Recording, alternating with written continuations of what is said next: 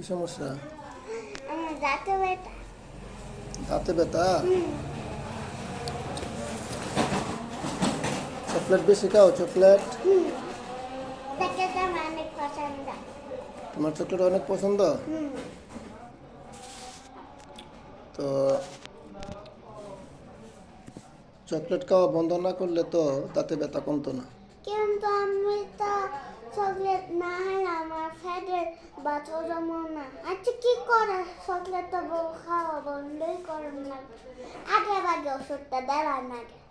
টেহা আনছো নি? না লিখালাই না, আমি কাল হাদিয়া দাম মনে কোয়ানো লাগতাম হাতা কোন সময় দিবা?